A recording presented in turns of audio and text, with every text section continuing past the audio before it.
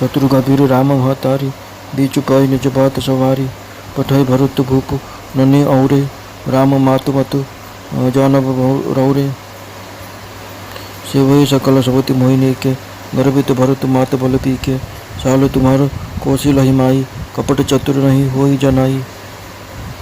राजई तुम पर प्रेम विशेषी, सवति स्वभाव सकई नहीं देखी।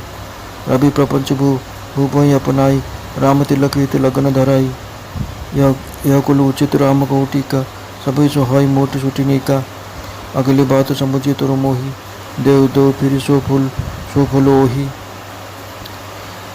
रवि पच कोटि कुटिलपन, किन्हेसी कपट प्रबोधु। कहिसी कथा सत सवती, के जय विधि बाड़ विरोधु। भावा भावी बस प्रतीति उड़वाई, पूछी रानी पुनि शपथ देवाई। का पुछहु तुम अबहु न जाना, निज हित अनहित पशु पहिचाना। भयु पाकु दिन सजत समाजु, तुम पाए सुधि मोहि सन आजु। खाइया पहिरिया राज तुम्हारे, सत्य कही नहीं दोष हमारे। जो असत्य कछु कहाव जन बनाई, तो विधि हो देहि हमें सजाई। राम तिलक काले जो भयऊ, तुम कहो विपत्ति बीजु बधि भयऊ। रख कचर कहो बलभासी, भामिनी भयहु दूध कर माकी। जे सुत सहित करहु सेवकाई, ते घर रहु न आनो पाई। कह विनतई दीन दुख, तुम्हें कौशला देव। भरत बंदी क्रोध से ही, लखन राम के नैब।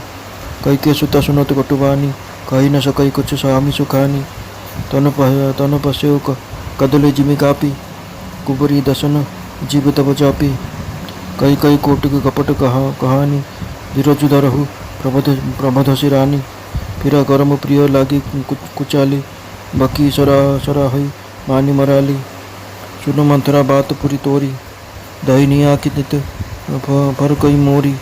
दिन प्रति देखो राति को सपने, कहो न तो ही मोह बुध स्वभाव। दाहिने बाम न जानो काऊ, अपने चलत न आजू लगी।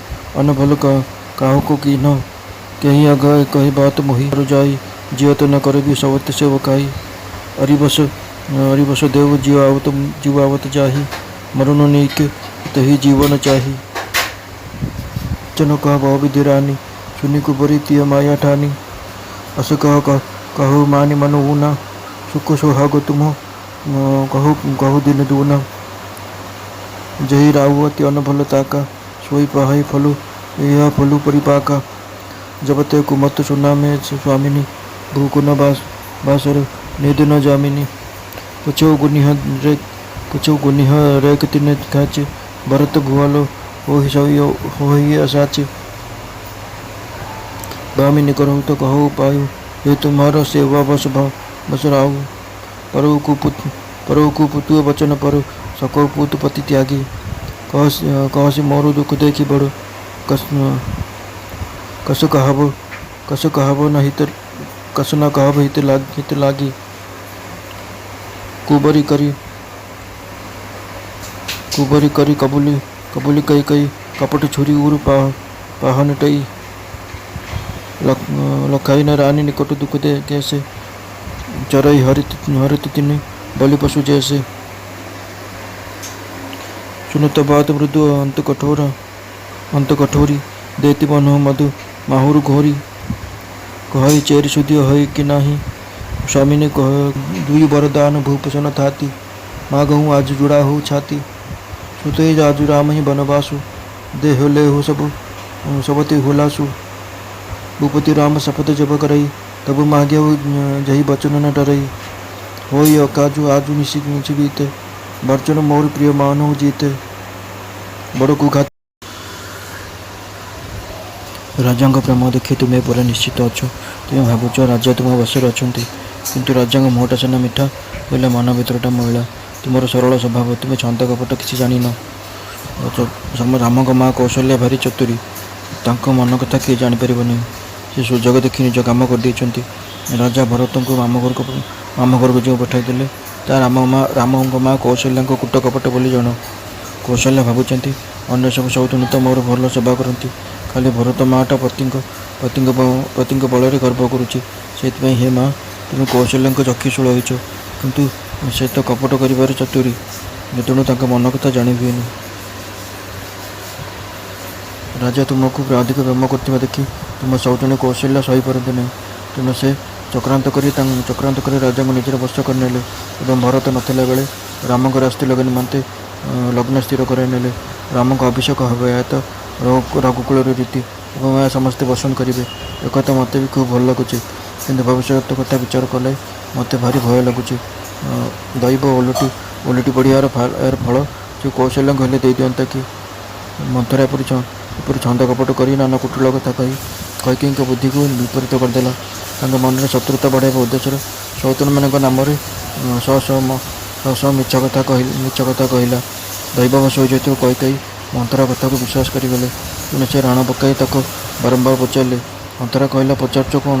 ନିଜର ଭଲ କ'ଣ ମନ୍ଦ କ'ଣ, ଶତ୍ରୁ କିଏ ମିତ୍ର କିଏ ପଶୁ ଜାଣିପାରୁଛି, ଅଥଚ ତୁମେ ଏତେ ଶୁଣିବି ବୁଝିପାରୁନ? ଅଭିଷେକ ପାଇଁ ଆୟୋଜନ ହେବାର ଆଜିକି 15 ଦିନ ପୂରିଗଲାଣି, କିନ୍ତୁ ତୁମେ ଖବର ପାଇଛ ଏବେ ପୁଣି ମୋ ଠାରୁ। ମୁଁ ତୁମର ଅନ୍ନ ଖାଇ ପିଇ ବଢ଼ିଛି, ତେଣୁ ସତ କହିଦେଲେ ମୋର ଦୋଷ ହୋଇଯିବନି। ମୁଁ ଯଦି ମିଛ କହୁଥିବି ତେବେ ବିଧାତା ମୋତେ ଦଣ୍ଡ ଦେବ। ଯଦି କାଲି ରାମଙ୍କୁ ରାଜତିଳକ ହୋଇଗଲା ତେବେ ଜାଣି ରଖ ତୁମ ପାଇଁ ବିଧାତା ବିପତ୍ତିର ବୀଜ ବୁଣିଦେଲା। ମୁଁ ଗାର କାଟି ଜୋର ଦେଇ କହୁଛି, ତୁମେ ଏଥର ଦୁଧର ମାଛି ହୋଇଯିବ। ଦୁଧରେ ପଡ଼ିଥିବା ମାଛକୁ ଯେପରି ଲୋକେ କାଢ଼ି ଫୋପାଡ଼ି ଦିଅନ୍ତି, ତୁମକୁ ଏଥର ଠିକ୍ ସେପରି ଘରୁ ବାହାର କରିଦେବେ। ତେଣିକି ତୁମେ ଯଦି ପୁଅଙ୍କୁ ସାଙ୍ଗରେ ଧରି କୌଶଲ୍ୟାଙ୍କ ପାଖରେ ଚାକିରି କରିବ ତେବେ ହୁଏତ ଘରେ ରହିପାରିବ, ନହେଲେ ଘରେ ରହିବାର ଅନ୍ୟ ଉପାୟ ନାହିଁ। କଦ୍ରୁ ଯେପରି ବିନତାଙ୍କୁ ଦୁଃଖ ଦେଇଥିଲେ, କୌଶଲ୍ୟ ସେପରି ତୁମକୁ ଦୁଃଖ ଦେବେ। ଭରତ ବନ୍ଦୀଶାଳାରେ ରହିବେ ଏବଂ ଲକ୍ଷ୍ମଣ ରାମଙ୍କ ସହକାରୀ ହେବେ। ମନ୍ଥରାର କଠୋର ବାଣୀ ଶୁଣିବା କ୍ଷଣି କୈକେୟୀ ଭୟରେ ଝଉଳି ପଡ଼ିଲେ। ତାଙ୍କ ପାଟିରୁ କଥା ବାହାରିଲା ନାହିଁ, ଦେହରୁ ଝାଳ ବୋହିଗଲା। ସେ ଗୋଟାପଣେ କଦଳୀପତ୍ର ପରି ଥରିବାରେ ଲାଗିଲେ। ଏହା ଦେଖି କୁବ୍ଜି ମନ୍ଥରା ଜିଭ କାମୁଡ଼ି ପକାଇଲା। ତା'ର ଭୟ ହେଲା ଯେ ଭବିଷ୍ୟତରେ ଭୟଙ୍କର ଅବସ୍ଥା ଅନୁମାନ କରି କୈକେୟୀଙ୍କର ଯଦି ଛାତି ଫାଟିଯିବ ତେବେ ସବୁ ଓଲଟପାଲଟ ହୋଇଯିବ। ତେଣୁ ସେ ନାନା ପ୍ରକାର କପଟପୂର୍ଣ୍ଣ ଗପ କହି ରାଣୀଙ୍କୁ ଧୈର୍ଯ୍ୟ ଧରିବା ପାଇଁ ବହୁତ ବୁଝାଇଲା। କୈକେୟୀଙ୍କ ବୁଦ୍ଧି ପୂରାପୂରି ଉଲଟିଗଲା। ତାଙ୍କୁ ଷଡ଼ଯନ୍ତ୍ର ଭଲ ଲାଗିଲା। ସେ ବଗୁଲିକୁ ହଂସ ମନେକରି ବୈତରଣୀକୁ ହିତକାରିଣୀ ବୋଲି ଭାବି ମନେ ମନେ ମନ୍ଥରାକୁ ପ୍ରଶଂସା କଲେ। କୈକେୟୀ କହିଲେ, ସତରେ ମନ୍ଥରା, ତୁ ଠିକ୍ କଥା କହିଛୁ। ମୋ ଡାହାଣ ଆଖିଟା ପରା ଖାଲି ଡେଉଁଛି। ସବୁଦିନ ରାତିରେ ମୁଁ ଅଶୁଭ ସ୍ୱପ୍ନ ଦେଖୁଛି। ମୁଁ ତୋତେ ଏସବୁ କେବେ କହିନି। କ'ଣ କହିବି ସଖୀ, ମୋର ତ ସରଳ ସ୍ୱଭାବ। ମୁଁ ଛନ୍ଦ କପଟ କିଛି ଜାଣିନି। ମୁଁ ତ କେବେ କାହାର କିଛି କ୍ଷତି କରିନାହିଁ। ତଥାପି ମୁଁ ଜାଣିପାରୁନି କେଉଁ ପାପରୁ ଦୈବ ମୋତେ ଏକାବେଳକେ ଏତେ ବଡ଼ ଦାରୁଣ ଦୁଃଖ ଦେଇଦେଲା।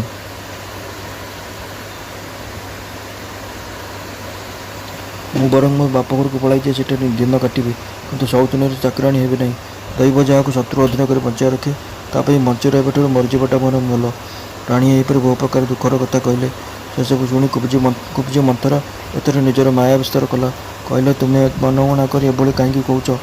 ଦେଖିବ ତୁମ ସୁଖ ସୌଭାଗ୍ୟ ଦିନକୁ ଦିନ ଦ୍ୱିଗୁଣ ହୋଇ ବଢ଼ିବ। ଯିଏ ତୁମର ଅମଙ୍ଗଳ ଚାହୁଁଛି ତାହାର ହିଁ ଶେଷରେ ଅମଙ୍ଗଳ ହେବ। ହେ ରାଣୀ ମା, ମୁଁ ଯେଉଁଦିନ ଖରାପ କଥା ଶୁଣିଲିଣି ସେହିଦିନ ମୋତେ ଦିନରେ ଭୋକ ଲାଗୁନି କି ରାତିରେ ନିଦ ଲାଗୁନି।